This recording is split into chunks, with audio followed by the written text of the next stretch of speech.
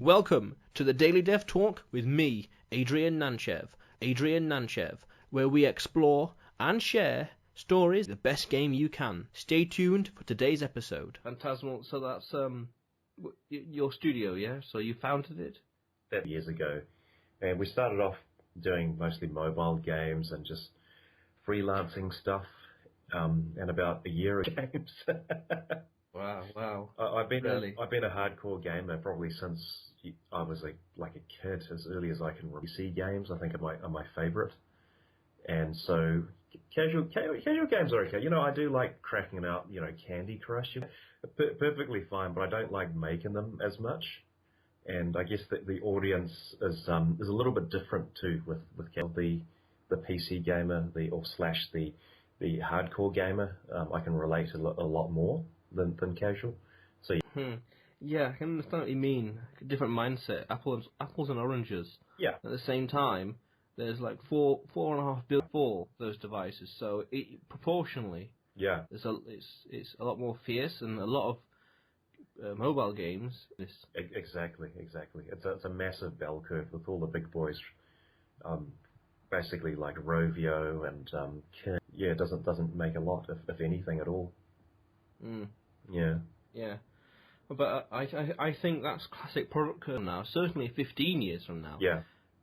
iPhone, and maybe to a larger extent also, Apple will not be a dominant mobile phone sector in industry, telecommunications and such.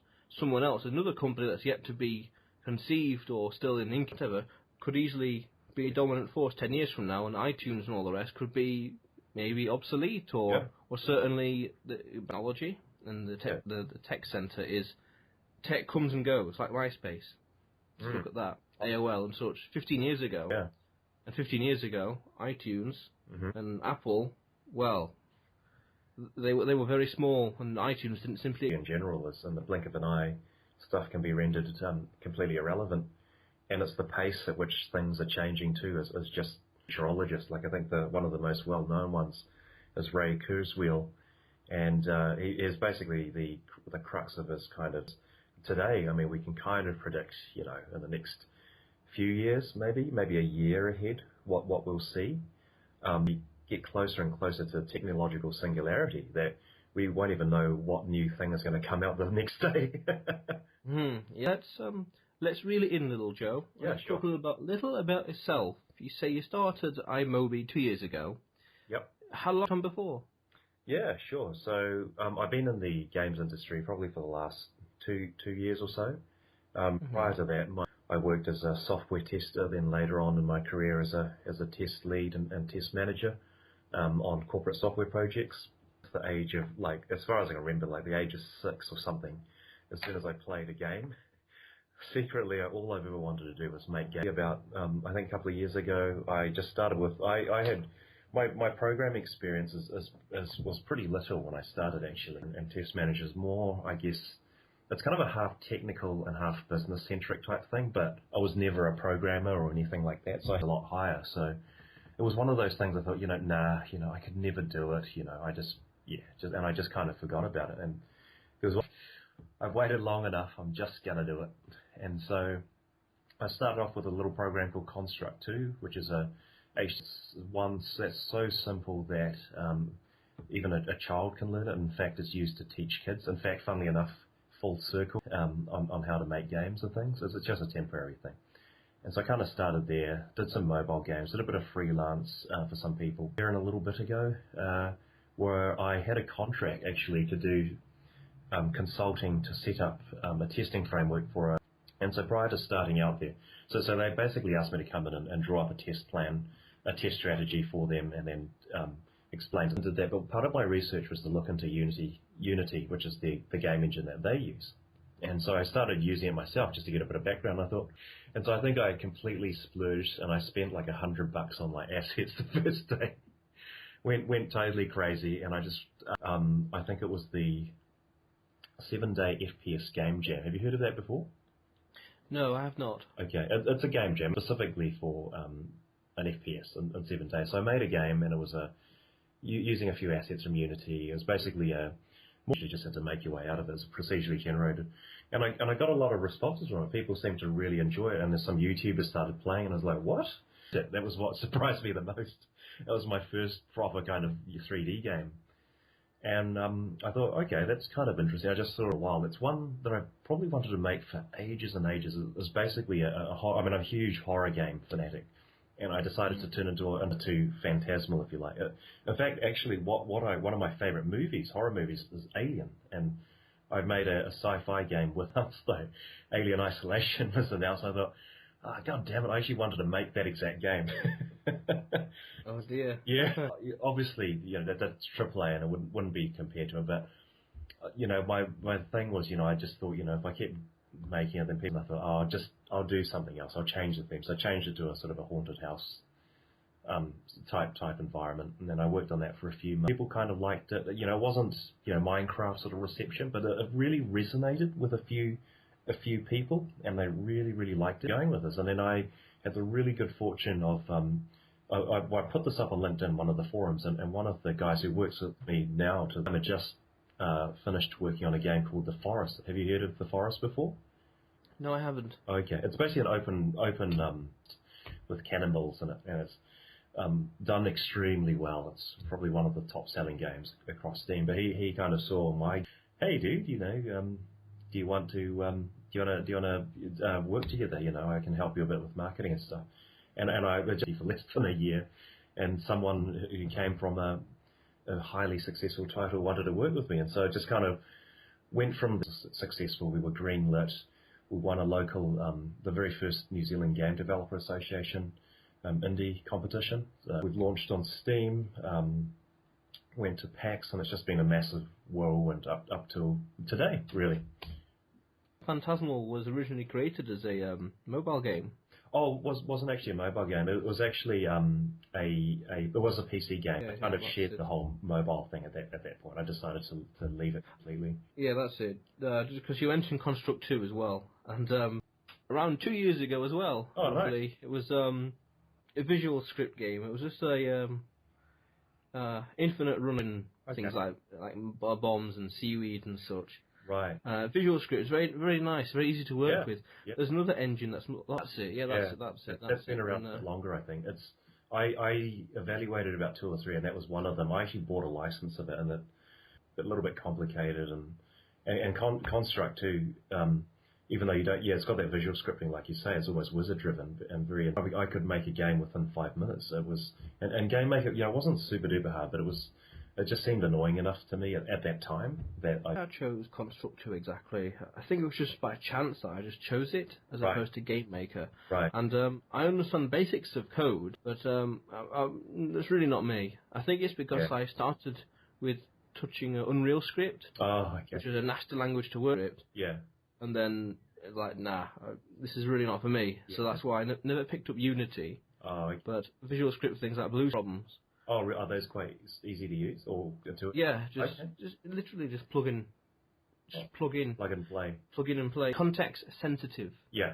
So generally, you can't go too wrong. Oh, okay, that's quite good. Yeah, I mean, I played a little bit with Unreal, and I'd gone so far down the road with Unity. Plus, one of our dev lead on our team, basically, he's a I think as much as I like Unreal, and I would love to use it.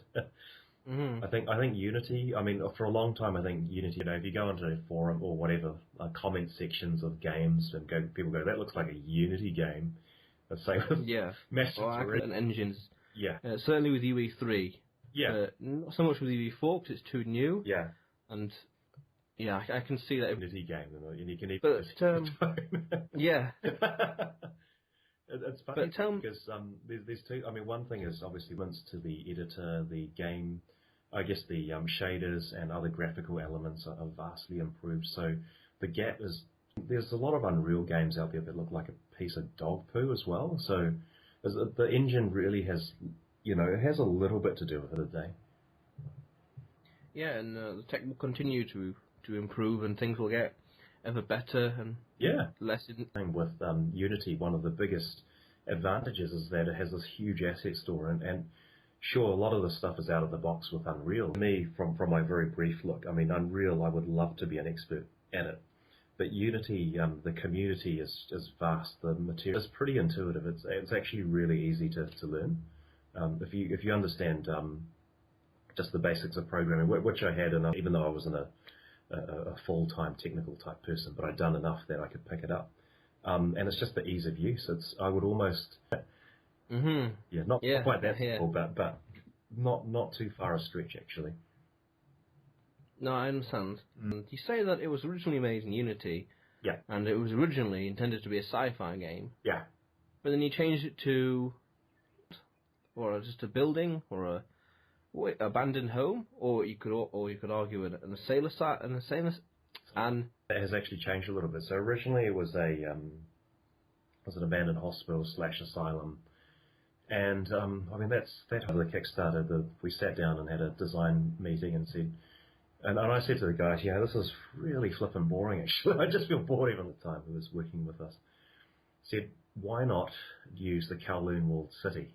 And I said, I looked into it a little bit. I'd heard a look into it and thought, you know what, this place is real. It's hardly been used in any games. I mean, it's as a side thing, like in Call of Duty, it's, it has that cultural type reference from the Chinese culture, which is a little bit different as well. One of the things at the moment is the story is not really at the forefront at all, unfortunately. It's something that we're going to be building in the comic strip at the beginning and at the end, and have a lot more to do with the story brought to the forefront, and that will explain a lot more about it. So thematically, it's really a Lovecraftian type story behind it. So we'll never blatantly state anything out, but those are the kind of to be honest. Yeah. Because every now and then. There was those the Chinese or Mandarin or Cantonese signs. Yeah. And just probably because it's in the West, if people can play it in the West, it just felt like it was Hong Kong. Yeah. Well, Kowloon is basically I've been told Kowloon. I think Gavin said to me a while ago that Kowloon basically is Hong Kong. It's like the biggest region or something within there. So the walled really quick history. Basically, it was originally a fortress in World War II, and as soon as that was over, the whole bunch of refugees and criminals over time, like all those haphazard apartment buildings, if you ever Google it up, you can see it's an extremely unique structure. And essentially the Chinese government, and so neither kind of party really wanted to go in there and do anything about it. And the whole time they were kind of and ahhing hazard apartment buildings, within an inch of each other. There was no construction guidelines or governance or anything. So it was this, and it just got to the point, where all these criminals and triads and drug dealers and stuff were inside that the police, the Hong Kong, was a thriving, weird community that just grew on its own and was largely untouched by the external. It wasn't this den of destruction or anything. It had a thriving economy. It was just weird. It was almost like its own sovereign state in the end. And we just thought it was really cool and just right for a horror story. Well, what I find really cool is that as soon as it loads, and then the music and the setup we got for the main menu, the lightning, and that we can see a face or some sort of monster at times, rather than just the light bouncing off the environment. Yeah. And it's like a horror game. Yeah, in fact, I think Amnesia is one of my kind of favourite games that I took away from that, and a few other good games. Like Alien is one of my favourite horror games now as well. And as soon as you loaded up the splash, just a static screen, it would really detract from a lot, I think. So yeah, absolutely right. That sets you up. And we kind of took, and there are some things wriggling around in the corner in the darkness, which you could see. Oh yeah. Which I think it's a little overly obvious, top right corner. But yeah. And speaking of mood set and settings, well, what do you want the player to experience in the first 18 minutes? I guess what we're aiming for is that atmosphere and the eeriness. We want players to basically feel uncomfortable with some light, but to feel the dread slowly creeping in. Our game is probably a couple of instances where that does happen, but what we want the players to experience is just slow burning dread. They can hear creatures in the background reveal certain things, and they may or may not be creatures. They could just be something else. So we want the players to kind of always second guess them. Storytelling and stuff as a slow build up of horror. So the game itself will change over time. So some of the creatures and stuff, but over time we'll reduce that and focus more on the story and the eeriness. But within the first stuff creeping around in the darkness, and they have to carefully. Yeah, what I also find quite out. Yeah. So you could argue that no matter how good the player is at it, the map's never going to be the same. Yeah. Exactly, and that's a really good point, because I love, there's a lot of horror games here. There are some really, really good ones. But the very original, the very first Dead Space game was one of my favourite horror games ever. I mean, it was so scary. I mean, you know of it though? You may be familiar. Mm-hmm. Oh yes. Yeah, it's incredibly gritty, and you just feel so uncomfortable. You're never out of the game. You're constantly immersed. If you open an inventory, it's almost like a hologram that opens up from his wrist from the game. Like a lot of games, you open a menu screen and it's okay. The game comes to a halt. It pauses, and you can go through a bunch of stuff. Like in this game, you're constantly in it. Yeah, I don't remember absolutely 100% where everything was, but I knew enough that it didn't scare me at all. And so that feeling of dread and suspense and stuff plays a similar thing, where if they try and play over and over again, that they won't necessarily know where everything is, and that in itself cracks well. So it's all comes back to those kind of themes of slow burning dread and being uncomfortable, discomfort and anxiety. No arms. I'm not so sure what they're called. I think they're called roamers. We call them different names, but I think we settled on starved. Right. This is one thing I like about Phantasmal. It's not like, oh, there's a creature that's going to attack you like that. Yeah. Oh, no. They're a little blind. Very often in horror games where you can sneak past the monsters, normally they're sneaking around you. Yeah. And because of that, you know, maybe flash your light every now and then just to see where they are exactly. If you can see a silhouette or it breaks the light, you know it's there. Exactly. Just go around them. Yeah. And it's kind of thing that comes along. Yeah. And it's like, oh, well, that completely breaks my entire strategy. I can't sneak past these guys. Yeah. And they do make you go a little insane, doolappy, because they're there. So it's like, wow, this is these are a little bit of a game changer, so to speak. Yeah, absolutely. And in fact, in that game, when you look at creatures, you start going a bit loopy. Your vision blurs and stuff like that. So yeah, something that we kind of brought in here. It's not quite there yet with the current version of the game, but we want kind of players to kind of always see hints of creatures as much as you can at the moment. And that's I'm a big fan of Thomas Grip, who's one of the founders of Frick. And one of his principles from his blog, he writes a lot of horror gaming theory and stuff like that. And what he says is, hear them, or if you think you can hear them, or if you imagine that they're around somewhere. Those are the worst times, you know. If you can see it at one day where, so at the moment they'll fully walk into the light. You can see them, you know, sometimes if you turned on lights and stuff like that. But we want to get to the point where maybe the lightning will strike, and then you'll see them running, you know, skitter past you in a corridor. But we want to get to that point where now it's kind of part and parcel of that is if you shine a light right up to them, then you'll start going a bit loopy. So the intention was to never give you a full view of them. And I think because of the sneak mechanic, I think certainly it's relatively easy. They just avoid the creatures. Yeah. But in counter to that, there's no map and it's very dark. So you made it a little easy because you can sneak past them, but a little difficult because you can get lost in the map because it's always different. Yeah. And there's no map. Yeah. I think it's definitely something we want to look at, because we kind of have a compass that points a direct line to the exit, but it's not that helpful because it's multi-leveled. Is definitely on the cards somewhere. I think it can get very annoying to get lost in the game currently. So we definitely is in Alien Isolation at the moment. You've got the motion detector, but as well as detecting motion, it has a little like a marker that points to wherever your objective is in it. And it shows you where to walk to in the current corridor, for instance, the node in the corridors. So something like that. We'll look at something that's a bit more helpful than what we've currently got. Yeah. I'll tell you one thing that will be... You know the green flickering particle effect you got to symbolise this is like the loading area to the next area? Yeah. If you have a particle effect, that's the complete opposite to the area. Yeah. That gives it that imagery of safety. and that feeling of it. And as you go through the elevator, it did make me jump a little. Did it? Yes, because I knew I was in a horror, so I was like expecting something. Yeah, I was expecting you. Yeah. We actually had another particle effect, a much nicer one previously, which I think we'll reinstate. But that basically ate up about 10% of the CPU usage. Wow, that's horrible. So we took it out again, but I think we'll put it back in and just activate it.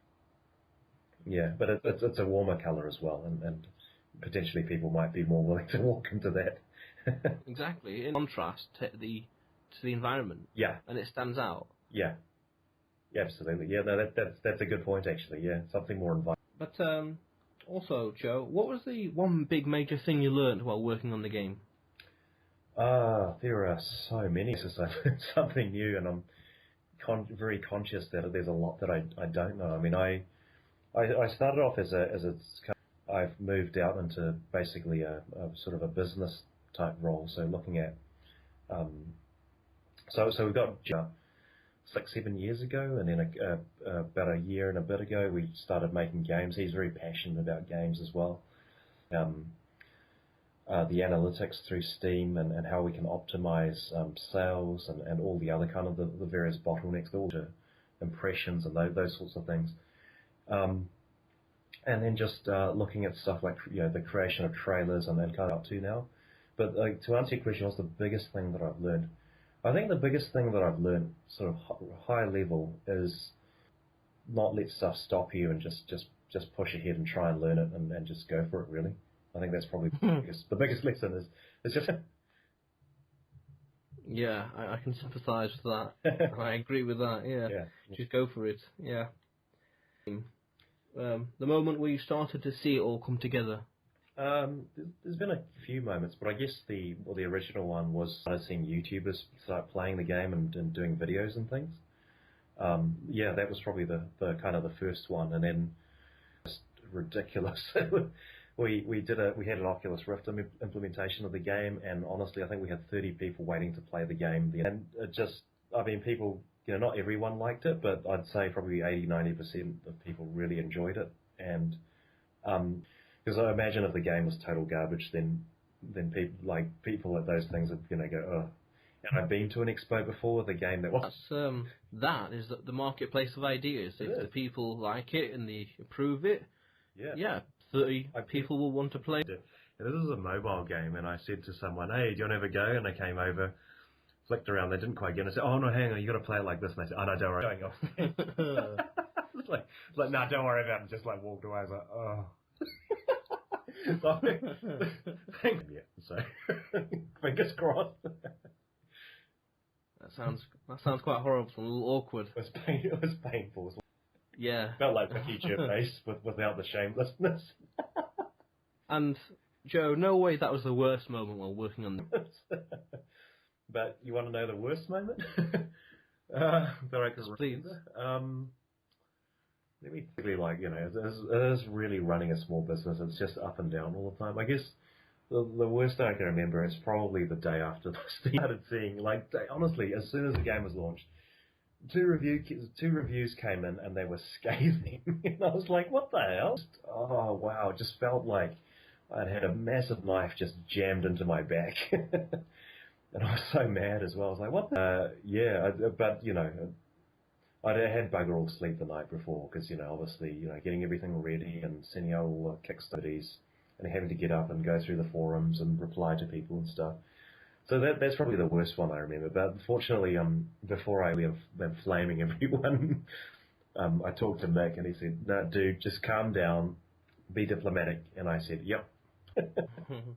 Probably not the most proudest moment either. Oh, it wasn't. And it wasn't that bad in the end.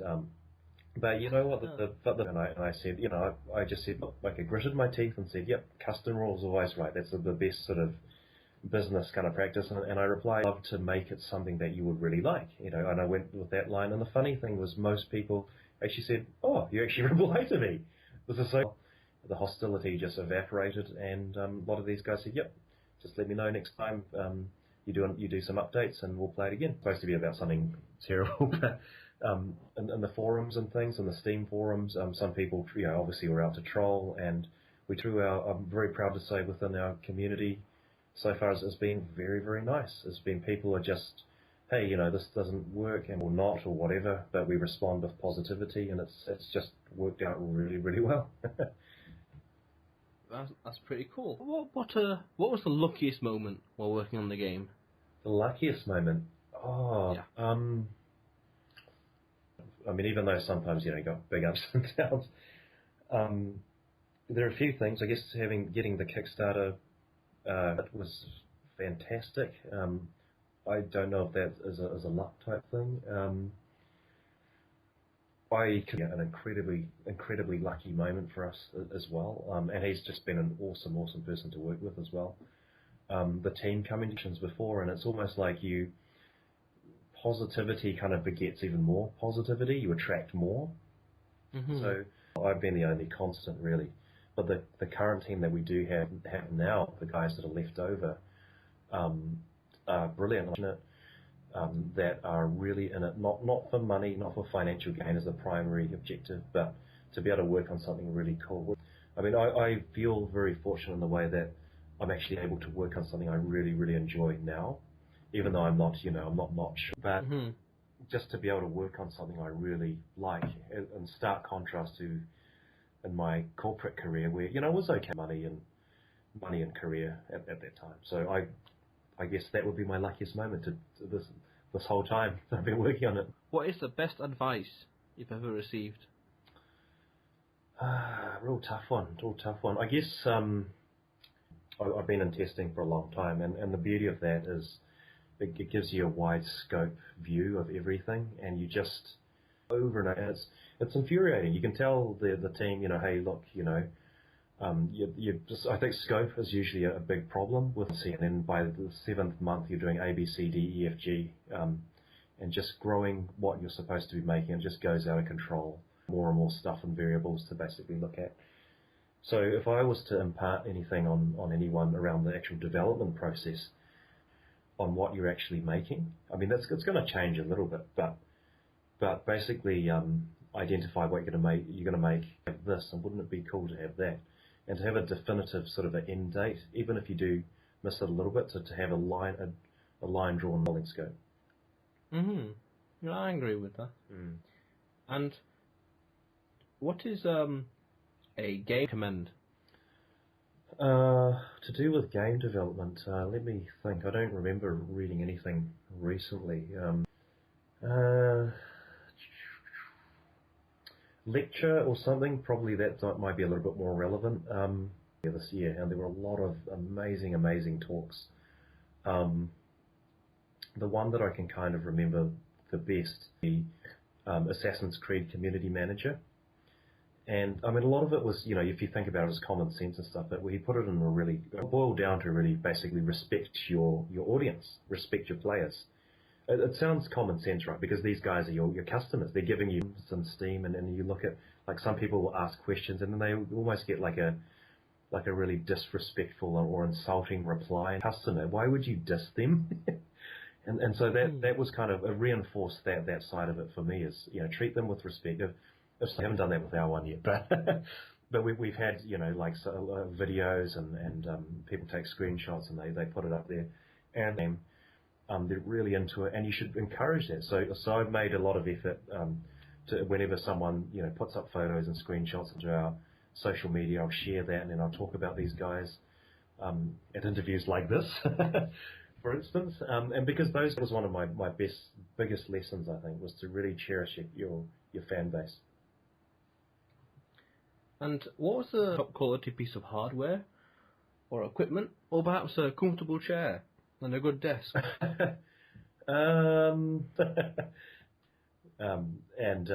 Yeah, that's probably, without that there would be nothing. There would be no game. And like an Evernote or Trello, yeah. Do you have a useful or productivity enhancing software app? Oh, right. We use Trello. We use a few different things. I think Trello, if you have a very small project, is quite. You're familiar with how Trello works? Yes. You are. Have you heard of a process called Scrum before? Yeah. It's basically a project management methodology of rapid development, essentially it just boils down to 1 month type cycles and stuff like that. The very first project I was on, my very first experience with Scrum was the only proper one done, and all the other, I think half a dozen that I was on, just having it's just a fancy checklist, and then you can move it through different states and stuff. But if you can do it with a Scrum type methodology, it's from a project management perspective. Google Drive and all the docs and spreadsheets. I'm a massive spreadsheet fanatic. Google spreadsheets for just anything really. Documents we do a lot. So I've taken a cue from my previous experience. So we have art, the storyline, marketing plans for the various stages of the life cycle. It's a Microsoft project, which has basically a Gantt chart. So we don't. That has been used more for. We don't follow the dependencies and define what goes into every single update, what we plan to have in every update, and with that as possible from all the estimates we put in. So what we wanted to do with that was say, yep, in 6 months' time, roughly around then, we want to finish everything, have all the feature game. That's just painful, and I see that happen all the time. So really Trello, Google Docs is massively useful, and things like that. And Google Groups. We use Google Groups as a forum, as an internal dev forum. That's quite useful too. Google Sites is an intranet and for team meetings and things like that for our remote guys and for our local guys. That's about it. If you were in an identical world, yep, your skills are the same, but your food and shelter taken care of. Yep. How different would this game be? I guess I'm sort of in that state, kind of, but not almost. Thing is, because now I transitioned through to full-time work on this game about a year ago now, and before that I was part-time. It actually becomes more challenging in a lot of ways to do this because we're all kind of we're not all have either a full-time job or part-time job. So, I catch up with the dev lead once a week on the weekend. I just go around, and everyone else is kind of managed weekly. So they'll either through email or calls, or we have a weekly team meeting. But most of the time for me, I'm working by myself at home in my own bedroom. So it's really high sometimes, and just keeping the motivation sometimes is really quite tricky. So I basically work out five out of the 7 days just to get myself out of the house. Every now and again, I will just go and catch up with some old friends and stuff. So it actually becomes more challenging. You sometimes can become more inefficient just from you just realize, I haven't done anything this whole day. So the self-discipline is really important, and it's important to not just get embroiled in it that you put at risk your own health and your own mental health, physical health, and stuff. So you've got to make sure you manage. I don't think there would be a huge difference, but I guess maybe a little bit less stress then. Well, Joe, it's been very nice talking to you. Yeah, pleasure. Thanks for having me on today. It's been a very informative interview. Yeah, thanks, mate. And take care, Adrian. Have a good sleep. Yeah, bye-bye. Right, see you later. Bye. Welcome to the Daily Dev Talk with me. Stories and experiences from across the games industry, helping you make the best game you can. Stay tuned